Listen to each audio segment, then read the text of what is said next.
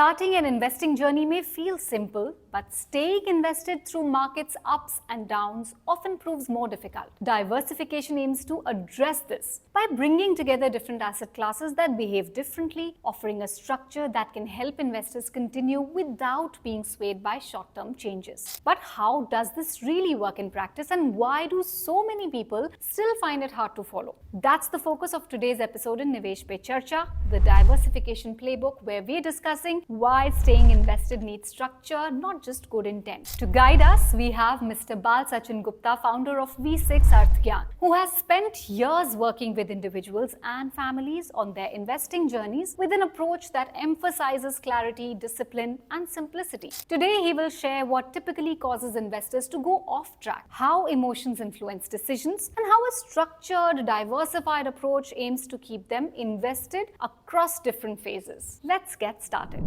Hello and welcome to grow AMC. And आज हम बात करने जा रहे हैं कि इन्वेस्टेड रहने के लिए एक स्ट्रक्चर क्यों ज़रूरी है एंड सिर्फ गुड इंटेंट ही काफ़ी नहीं है।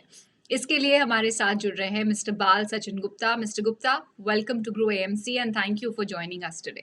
Thank you Karunya. तो सबसे पहले बात करते हैं कि क्यों कई सारे ऐसे इन्वेस्टर्स होते हैं, वो अपनी जर्नी शुरू करते हैं एक क्लियर गोल से, बट ऑफ ट्रैक चले जाते हैं जैसे जैसे दे रिमेन इन्वेस्टेड। क्यों होता है ऐसा? करुणा, नॉर्मली रिटेल इन्वेस्टर्स या नॉर्मली सारे इन्वेस्टर्स की बात की जाए तो वो दो इमोशनल फैक्टर्स हमेशा हावी रहते हैं। One is greed and another is fear. So जब वो चीज़ों को प्लान करते हैं at the beginning, they have the emotions of their goals, but slowly steadily when the markets move up and down, these greed and fear factors जो है वो हावी होना शुरू हो जाते हैं. So at times when there is too much greed, they forget their goals. At times when there is too much fear, they again forget their goals. So ये बहुत बड़ा फैक्टर है जिसकी वजह से ये प्रॉब्लम फेस करनी पड़ती है इन्वेस्टर्स को.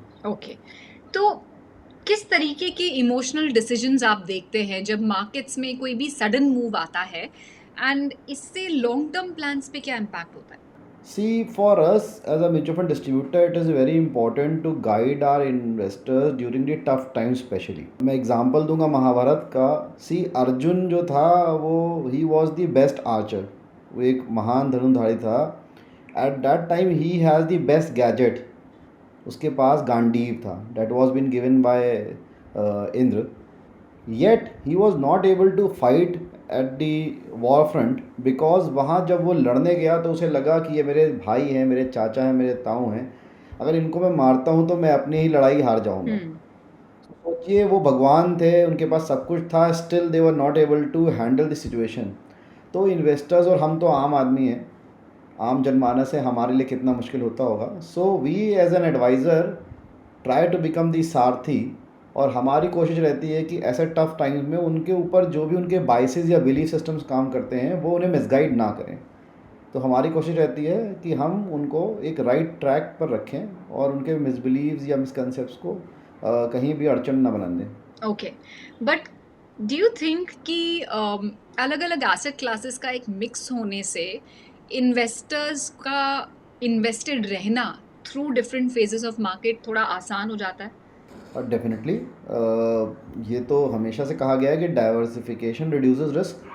बट होता क्या है, इन जनरल इन्वेस्टर्स एक ही एसेट क्लास में अलग अलग स्कीम खरीद करके डाइवर्सिफाई करने की कोशिश करते हैं.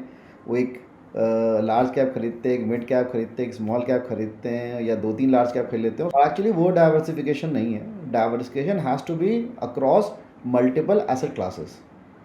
सो अगर कुछ पैसा गोल्ड में है, कुछ इक्विटी में है, कुछ डेट में है, then that diversification will definitely impact the overall risk.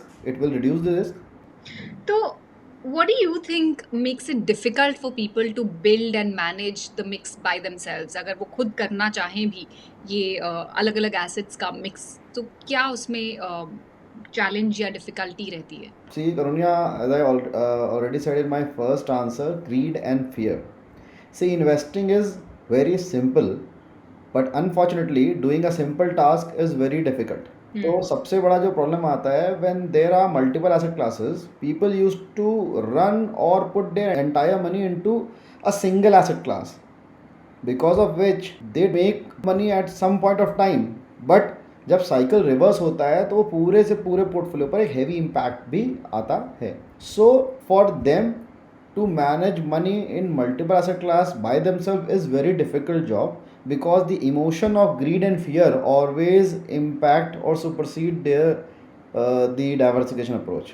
तो ऐसे में मल्टी एसेट एलोकेशन फंड का क्या सपोर्ट रहता है फॉर समबडी जिनको इन्वेस्टेड रहना है without too many moving parts? सबसे पहला तो जो मैंने आपको बोला भी पिछले क्वेश्चन में कि जो इमोशनल एस्पेक्ट है इन्वेस्टर्स का, जो बायसेस हैं वो यहाँ पर नहीं होते, because there are professional fund managers, there is a team who run some scientific methodology, and with that scientific methodology वो हमेशा अपने इमोशंस को या इन्वेस्टर्स के इमोशंस को सुपरसीड करेंगे. सेकेंड, खुद से करने में एक बहुत बड़ा इशू है कैपिटल गेन. अगर मैं इक्विटी से प्रॉफिट बुक करता हूँ, गोल्ड में जाता हूँ या डेट में जाता हूँ, फिर वापस आता हूँ, there is a lot of capital gain that has to be bear by the investor. Whereas in multi-asset fund, this capital gain part is being taken away well by the fund management team. तो investor के ऊपर कोई भी capital gain का burden नहीं आता. ये जो बीच में रीबैलेंसिंग हो रही होती है उसकी वजह से, उसे सिर्फ तभी कैपिटल गेन आएगा जब वो पैसा निकालेगा. ड्यूरिंग द जर्नी जब भी पोर्टफोलियो रीबैलेंस होगा या जब भी पोर्टफोलियो में कुछ चेंजेस होंगे, वो कैपिटल गेन का इम्पैक्ट इन्वेस्टर पे नहीं आता, जो कि अगर वो इंडिविजुअली करता तो शायद हर बार उसको ये इम्पैक्ट पड़ता. तो एक कैपिटल गेन एफिशिएंट प्रोडक्ट है. दूसरा, यहाँ पर बाइसेस जो ह्यूमन बाइसेस हैं वो मिनिमम होते हैं. राइट. चलिए, on that note we'll conclude this conversation. Mister Gupta, बहुत बहुत धन्यवाद हमारे साथ आपकी एक्सपीरियंस और आपकी लर्निंग्स शेयर करने के लिए.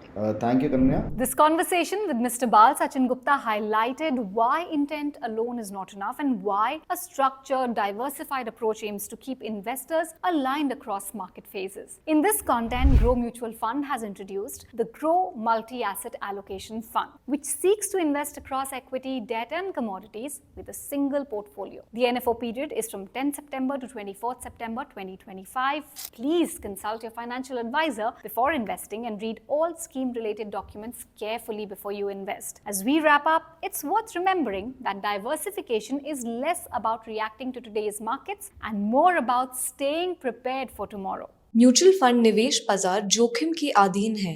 योजना संबंधी सभी दस्तावेजों को ध्यान से पढ़ें. Mutual fund investments are subject to market risks. Read all scheme-related documents carefully.